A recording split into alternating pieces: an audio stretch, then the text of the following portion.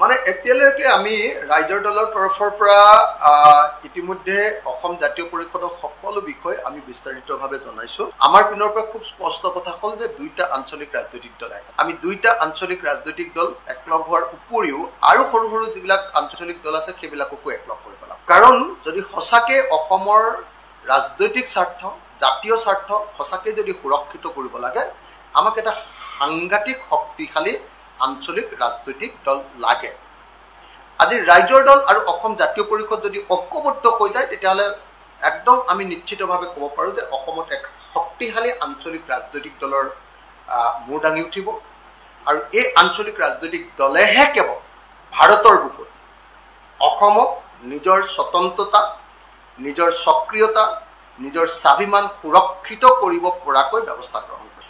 এই মুহূৰ্তত আমাৰ ৰাইজৰ দল আৰু অসম জাতীয় পৰিষদৰ মাজত আলোচনা চলি আছে। আমাৰ তৰফৰ পৰা সকলো কথা কৈ দিয়া হ'ল।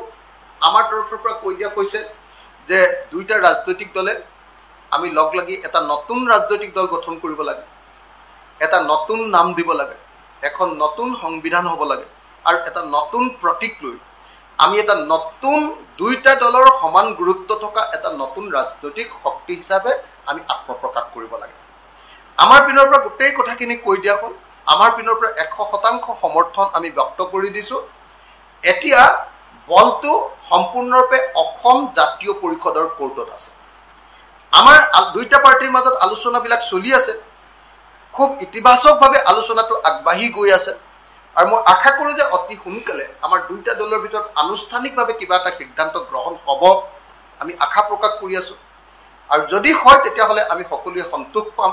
মই আশা কৰোঁ যে অতি সোনকালে এই দল দুটা আমাৰ একলগ হ'ব লাগে আৰু যদি কিবা টেকনিকেল কাৰণত আমাৰ পিনৰ পৰাতো আমি একলগ হ'ম বুলি কৈ দিলোঁ, যদি অসম জাতীয় পৰিষদৰ পিনৰ পৰা যদি কিবা টেকনিকেল কাৰণত তেওঁলোকে একলগ হ'ব নিবিচাৰে তেতিয়াহ'লেও মই অনুৰোধ কৰিম যে অসম জাতীয় পৰিষদ ৰাইজৰ দল আমি একেলগতে এটা ইউনাইটেড ফ্ৰণ্টত এটা আঞ্চলিক কোঅৰ্ডিনেশ্যন কমিটি আঞ্চলিক দলসমূহৰ কোঅৰ্ডিনেশ্যন কমিটি আমি তৈয়াৰ কৰিম।